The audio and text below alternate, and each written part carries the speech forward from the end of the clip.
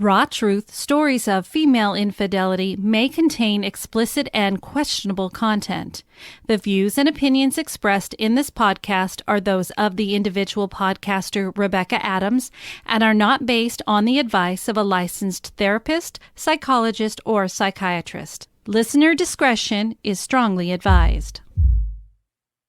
Human lives follow many paths, presenting twists and turns and choices never planned, never expected. Temptation, anger, depression, and loneliness all can lead a person to a mistake they can't take back. Facing judgment and isolation, a person can feel very alone. These are the voices of women who have chosen to cheat on their spouses or partners. Hear their stories. This is Raw Truth, Stories of Female Infidelity.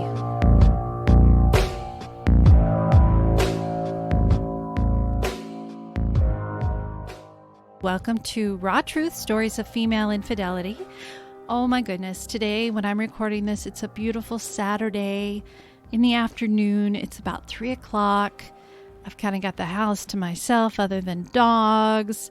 I wanted to get this recorded so that I could go over to Old Navy and see what they have on clearance and use my Old Navy cash because I am a person that likes dresses. I am in dresses 90%, 95% actually of my time. And I've had people come into the office where I work and actually say, how many dresses do you really have? Because I have not seen you wear the same thing twice.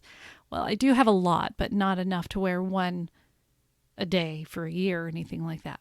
But I just feel more comfortable, not because of some feminine thing, but in all honesty, it's the way my body is shaped. I don't know if those of you who've seen me on social media or anything like that, but I am not a typical woman that has the hourglass figure. I have very narrow hips. My legs are decent. I have broad shoulders, no ass, and big boobs. And so it's very hard for me to wear pants because they don't like to stay up because I don't have hips, but I have a little bit of a belly. And so you have to wear pants that are a little bit bigger in the waist, but then they're too big on your butt. I mean, sure, I can get away with like leggings or something like that, but I save that usually until it's more cold outside. Otherwise, I'm just always in a dress. So I got to go out and look for that. And then I'm going to go shopping over at one of my favorite stores, which is on the other side of town, Trader Joe's. I love their stuff. And I can't believe their stuff is so good, but yet really priced well. So I'm just going to go enjoy my afternoon and maybe go find a iced coffee somewhere in the middle of it. And enjoy my afternoon until everybody else gets home. And then it's no longer having the house to myself. I recently started to invest a little extra money on my podcast or in my podcast and have reached out to other podcasts through, you've probably heard me advertise for Podcorn. And I've hired a bunch of different podcasts to run an advertisement for me. Sponsorship is what it is. I'm sponsoring their show because I do pay for their ability to be able to do this. And they'll either create their own or I have my own that was made by the guys from the National Day Riff podcast. Those guys, I was able to be on their show and I don't know, I think I had 3 or 4 and then I did some little, what they call microdoses. And one of my favorite one was Espresso Day, National Espresso Day. And it comes out, when people say espresso and my voice is saying Espresso Day, blah, blah, blah, blah. It never has, and I go on and never will have an X in it. And it's just funny because they put a video together and a guy's like, I'll have an espresso. And his girlfriend slaps him and says, there's no X or there's an S, you dipshit. And it's just funny. Anyway, they put together a really nice piece for me and I have sent it out so some people may be using it. So if you listen to other podcasts, you might come across my show. And if you do, I would love to know that you heard it. But it's costing me a little bit of a pretty penny, but it's definitely worth it. I want to be able to still reach so many people. And when I get a message out of the blue saying, I came across your show and it was at the right time, I needed it so much, I appreciate all you do, it makes everything, all my time and the cost and everything worth it. Because no, I'm not trying to get rich here. Trust me, I'm not. I'm actually paying more than I ever bring in, even with my Patreon subscribers, to put the show on. So I'm actually paying everybody else to be able to do this for myself, if that makes sense. You know, they say you have to spend money to make money. I'm spending money, not really making money. But again, I just want to get this out more so from my heart, because I want people to know they are not alone. Infidelity is a tricky situation, and from the women's standpoint, it just has always seemed to be more acceptable, if you will, for men, you know, but for women, oh, hell no. How dare you do that? So, yeah, no, I don't condone it. You all know that I don't condone it. It's not a smut type of a show. It is honest sincerity of somebody who has been in a situation that they got involved in through no choice of their own, but we're looking at what it was that brought them to that point. What happened? When a marriage suffers from infidelity, it is not always 100% the cheater's fault. Yes, it's 100% their choice that they made, but there are always two sides here.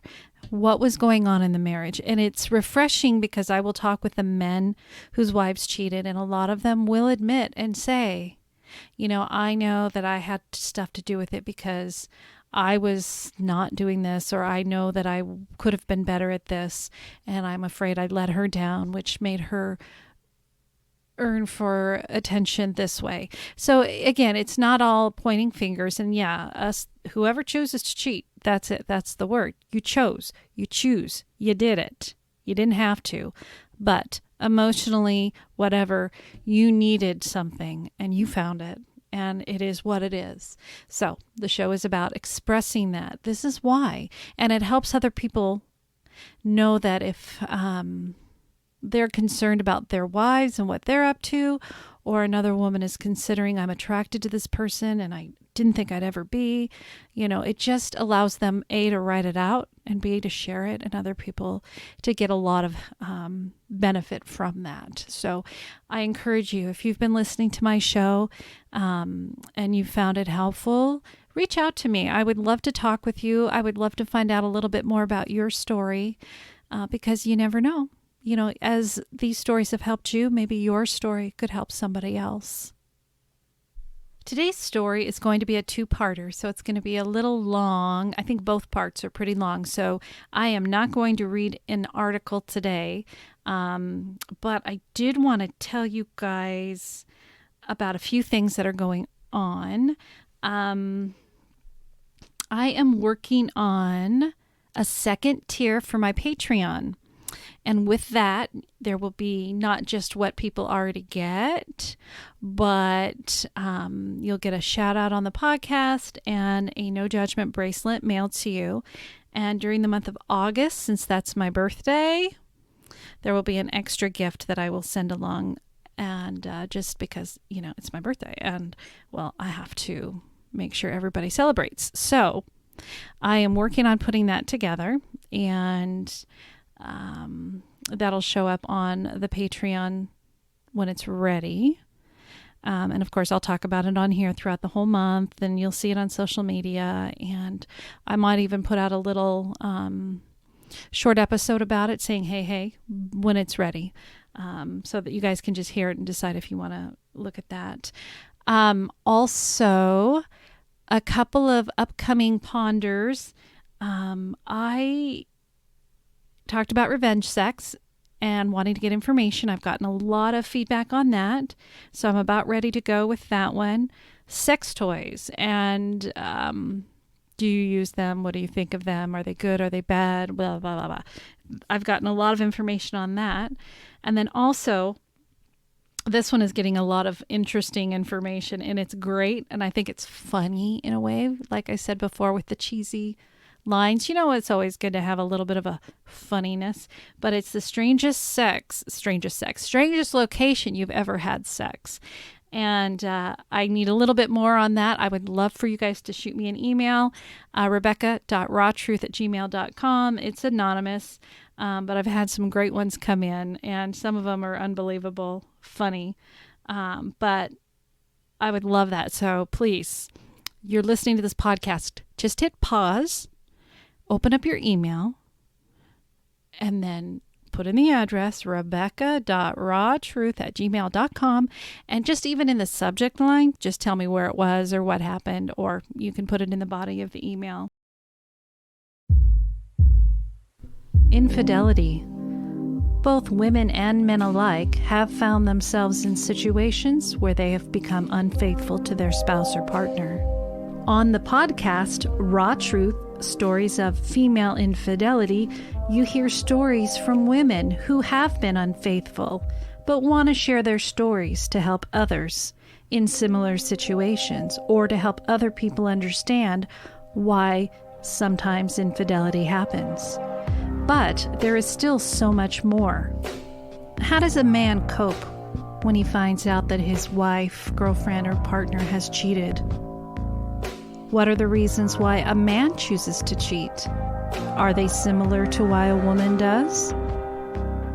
Or maybe you are the other man or the other woman in a relationship. I asked her later why she didn't tell me she liked the kind of sex she had with him. She said it was novel for the first couple times, but she swore she didn't like what he was doing. I'm not sure I believed it. Why keep going back? I'm sure in hindsight she feels that way now, but I never got over the nagging doubt that she enjoyed the sex with him more than me. I also never got over the feeling that she looked back at what they did and with good memories. He was bigger than me, in better shape, younger, and the sex was new. I never got over that. Again, she swears she looks at it with disgust, but who knows? Why would she ever admit it? To hear the rest of this story and other stories like this, please visit the website Raw Truth, Stories of Female Infidelity.com and click on the Patreon link. For a $3 a month pledge, you will get access to these additional episodes, as well as early access to regularly released episodes. If you have a story that you would like to be considered for a future podcast, please email rebecca.rawtruth@gmail.com. All submissions will always be anonymous. And always remember, no judgment. So let's get started now on Piper's Story, Part 1. How did I get here? I ask myself this all the time. Never in a million years did I think I'd be writing this story, but here I am. A little background info on me. I was raised in a pretty normal family. I attended a super fundamentalist Southern Baptist church throughout my childhood. Think of the preacher from Footloose, always screaming and pounding his fists on the pulpit. At home, it wasn't quite that bad, but still pretty strict. Something to note. When I was 4, I was molested by the teenage son of a family member's girlfriend. I feel like that one little incident has impacted my entire life. After that incident, there were several things, inappropriate sexual behavior for a 4-year-old, I can remember doing that should have given my parents a clue that something of that nature happened to me. But it did not. The only person in my family that knows is my sister. I have never told my parents. Aside from that little tragedy, my childhood was pretty normal. I've always been able to push things like that out of my mind. As a high schooler, I didn't really figure out how to dress, fix my hair and makeup until I was 16, so there was never really no interest from boys up to that point. I had a few boyfriends throughout my junior and senior year, but nothing serious, and physically, I don't think I ever went past second base. Now, remember, I was attending a strict Baptist church where purity was taught, and I was all into saving myself for marriage. After graduating from high school, I went away to college, still a virgin. I wasn't too far from home, but far enough that I got to experience some independence. I joined a sorority, and the first night we went out, I remember being in a bar and locking eyes with a handsome boy across the way. We will call him Joshua. I recall feeling everything was in slow motion, and it was truly love at first sight. It was a small university, so after a few days, our paths crossed again, and seeing him made my breath catch in my throat. We went out a few times and continued to date other people, but by the beginning of the spring semester, we were officially a couple, and by May, my virginity was a thing of the past. Joshua and I had a very tumultuous relationship. We were young and impulsive, and it didn't last. We dated 2 years, and I was devastated when we broke up. He was my first love and my first everything. I thought we were going to get married. So when we broke up, I had the mindset, well, I'm no longer a virgin. I'm already ruined. So what does it matter what I do now? Let me add here, at this point, I was really no longer attending church, but all these rules were ingrained from years of indoctrination. So in my devastation, my sexual partner number went from 1 to 10 in about 6 months. I didn't sleep with everyone I fooled around with. Keep that in mind because this is part of my story. But I messed around with several people. I eventually stopped all that and had a few boyfriends my last few years in college, but nothing long-lasting or serious. I graduated college and moved back to my hometown. I lived with my parents for a few months and then moved in with girlfriends. We were all newly graduated from college and were starting our careers and lives as adults. I look back at these times as some of the best of my life. About 6 months into this adult life, I met Corbin. I was 23 and he was 27. I wasn't really interested or looking, but he pursued me, so I figured, what the hell? I remember thinking, wow, he is so good to me. He has a great job. He has real furniture in his apartment, and he keeps his apartment clean. Nice car. What a catch. I could not have been more wrong. The first 6 months were amazing. We went out to nice dinners, traveled, went out, all the things a couple in love would do. So imagine my surprise when 6 months in, he dumped me with no warning. Again, I was devastated. But I had been here before. I told myself I wouldn't sleep around this time. 6 weeks into the breakup, I went out to a local bar with my girlfriends. Corbin was there. He sent a glass of wine to me, and I refused. He eventually came over and started talking to me and begging me for another chance. I played coy and basically said, earn it. So earn it he did. We were back together a few weeks later. The breakup-makeup game went on for 2 years. He was awful, and lots of therapy realized I had married a narcissist. I lived in fear of a friend or an acquaintance calling me and telling me what they saw him do when I wasn't around, and he was always doing something. It was a miserable existence. So what did I do? I married him. I'm still not sure why I married him. I think I figured I couldn't do any better, and I was 26 and it was time to settle down. That marriage lasted 15 months. While we were married, I had one of his ex-girlfriend's fiancé call the house at 11 p.m., telling me my husband needed to stop calling her. Additionally, he was out all night, all the time, and I had no clue where he was. Again, miserable existence. I started individual therapy about 4 months before I left, and this is what gave me the strength to leave. Let me add, I had started back to college in a completely different field than what I had been working, so I was in the throes of a very challenging program during all of this. I graduated the program and my divorce was final within 2 weeks of each other, and I was ready to start the next chapter. I was 28. I was hired immediately in my new field and hit the ground running. I was making more money than before, and I was loving life. I lived on my own. I was dating. I had put the last 5 years behind me and was ready to move forward. I exclusively dated a few people, but no one I wanted to settle down with.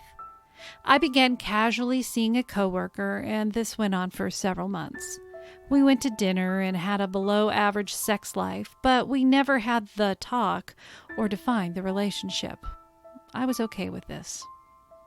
Enter Isaac. It was a random meeting. I was out with coworkers, and he was in from out of town for work.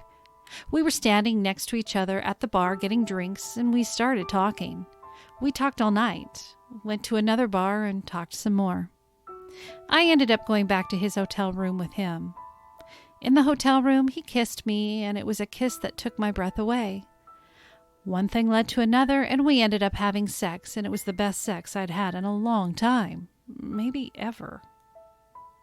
In the morning, I was getting ready to leave, and he asked for my phone number. I told him he didn't need to call, it was just sex, but he insisted. So I gave him my number, expecting never to hear from him again, and off I went. Now, if you remember, I was still casually dating my coworker.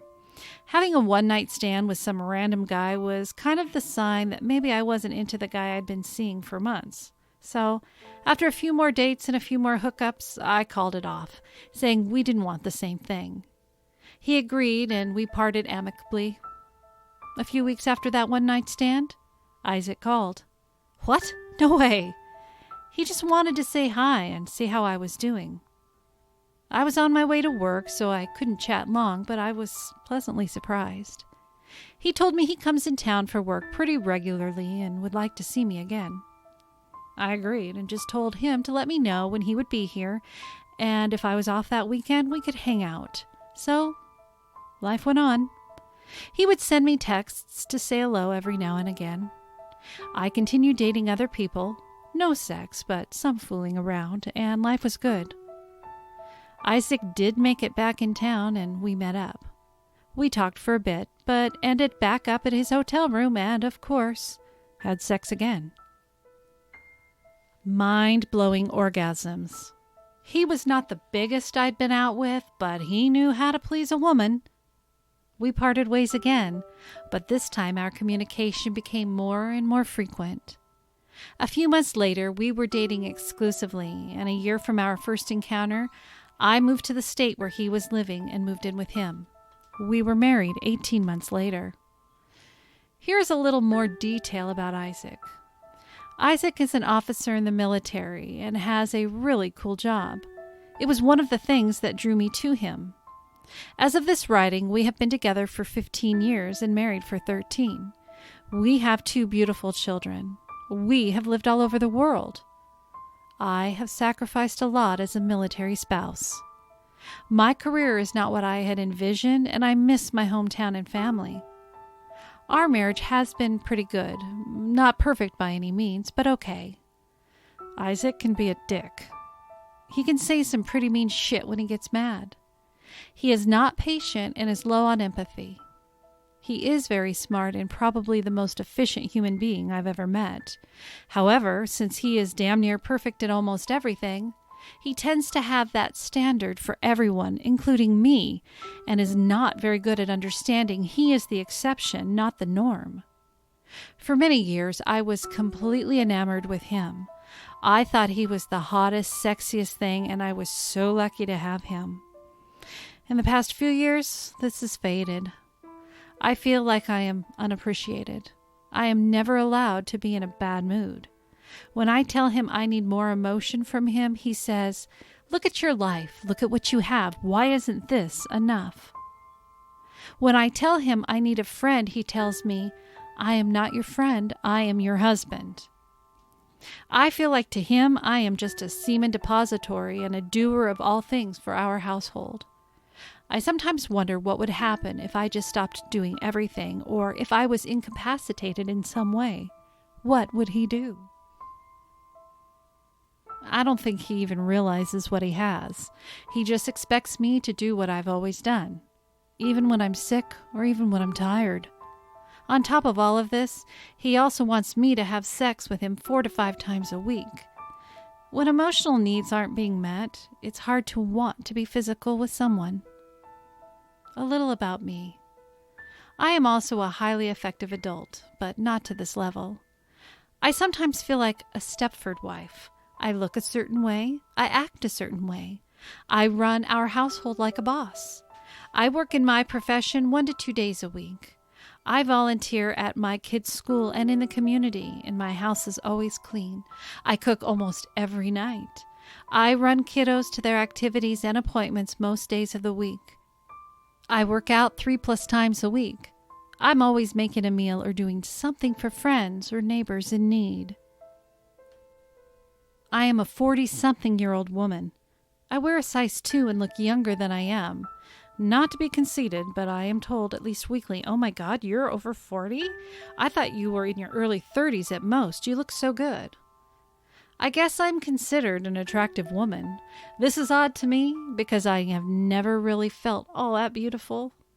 However, I see other friends from high school and college that are the same age as me, and I have aged well.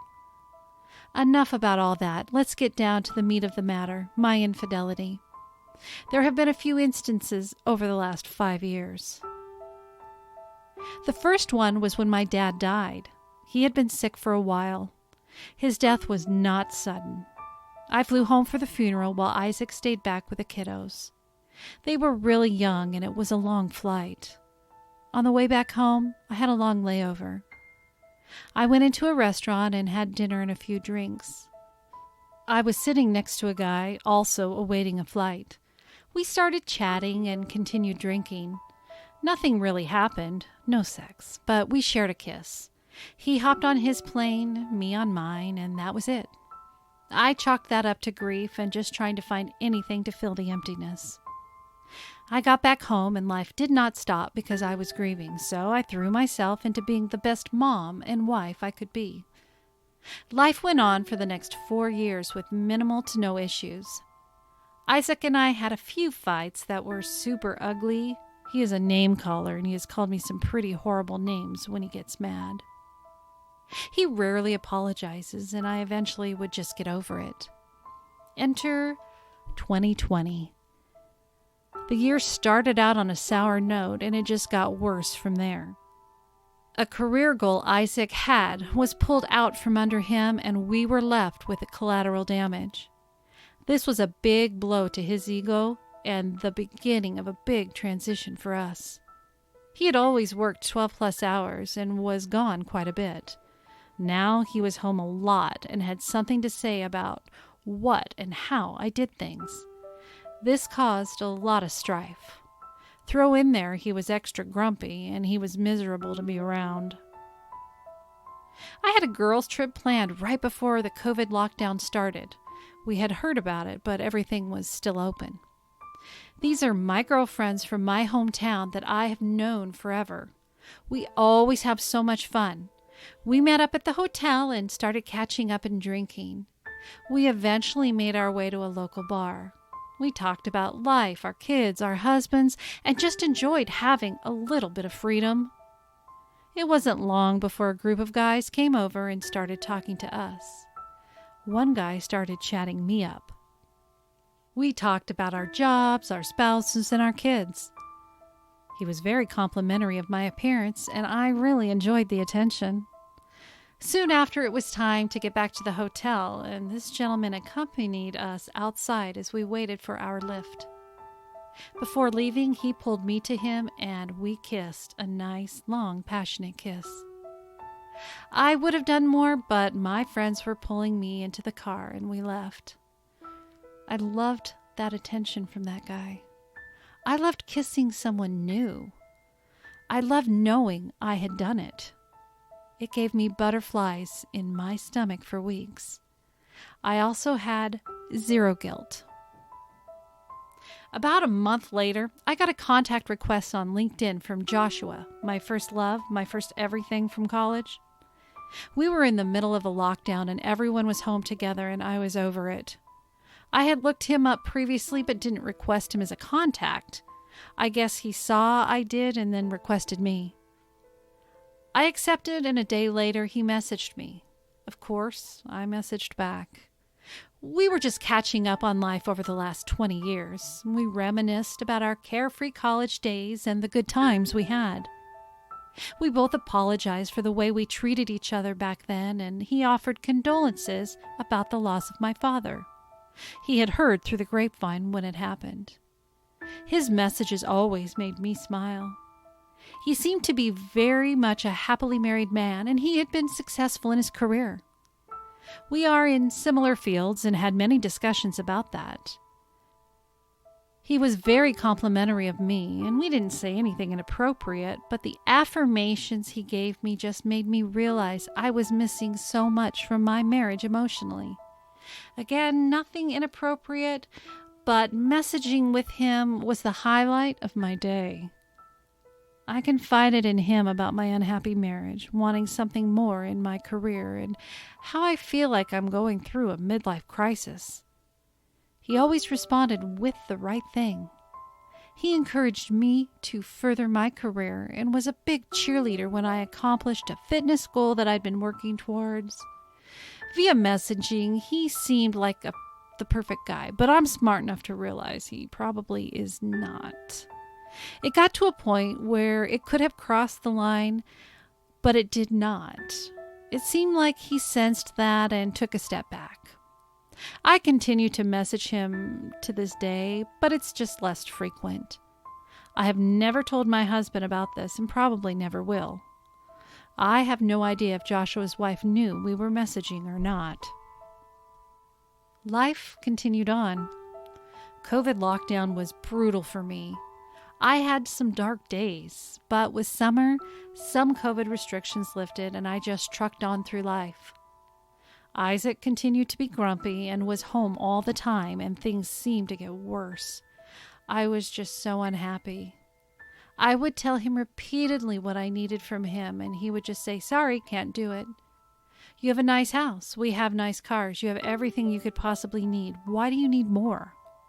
I got more and more unhappy. One day in October, I noticed a guy from college, Evan, and he had gotten on my Instagram page and liked several of my recent pictures. I thought that was odd, but whatever. Let me mention this. On social media, Instagram and Facebook, I never talked about my marriage or how unhappy I was. I just mainly posted pictures of my kids and dog. I'm pretty sure I gave zero mention on how miserable I was. That being said, a few days later, I had a friend request on Snapchat from Evan. If you're not familiar with Snapchat, messages and pictures disappear after they've been seen or read. Again, I was perplexed. I thought it over and decided to accept his request. What could he possibly want? I mainly use Snapchat with work friends and post pics of my dogs and kids' stuff. Anyway, he immediately messaged when I accepted his request. He made mention that his kids, older than mine, and my kids were in the same activities, obviously different levels. That was discussed for a bit, and then the messaging became more flirtatious. I liked how it made me feel. So far, this story has captured my attention. I can understand and relate to a lot of things Piper has written, and she writes very well. She's really able to enunciate and describe her feelings well, and I know many of you out there listening can understand, especially when she's talking about that emotional connection. You know, and it's hard, and it's obvious with her and with many people. We try. We ask for that. Please, I need this from you. Please. You know, a marriage is not one person working and the other person taking care of everything else. You have to give and take. You have to be willing to support your spouse emotionally, financially, physically, all those things. It is 50-50, give and take, not 70-30, not 20-80, or what sounds like in this part, like 95-5. And My heart is so far, just getting through the story is heartbreaking because it doesn't sound like she's intentionally, or Piper, if you're listening, it doesn't sound like you're intentionally trying to seek out other people. You are doing what you feel you need to do and standing by your family and being the perfect at everything you do with everything that you do, which you had written about the house, the kids, all of that stuff. But you are still a woman with needs, and emotional needs is so, I'm sorry, fucking important. That is where I know a lot of women fall off track. So I'm going to leave it at that. And we'll be back in 2 weeks to finish the rest of Piper's story. Thank you all for listening to today's episode. I hope this podcast has been helpful to you. And if you are interested in sharing your story, always know it is anonymous. You can visit my website at rawtruthstoriesoffemaileinfidelity.com and click on Story Guides. And there you will find an outline to help you form your story for the podcast. While you're visiting my website, feel free to vote for me to be in the Hot 50 countdown for Podcast Magazine. Visit the merch store in case you're interested in some no judgment coffee mugs or a tote bag. If you are interested in subscribing to Patreon for those extra episodes and my bloopers, you can also subscribe directly from my website by clicking on Patreon. Also, if you could please rate and review me where you listen to your podcasts, especially on Apple, that would be great, as it will help others find this show. Feel free to email me anytime at rebecca.rawtruth@gmail.com. Thank you again for all of your support. Please be kind to one another, stay well, stay happy, and always remember, no judgment. Goodbye.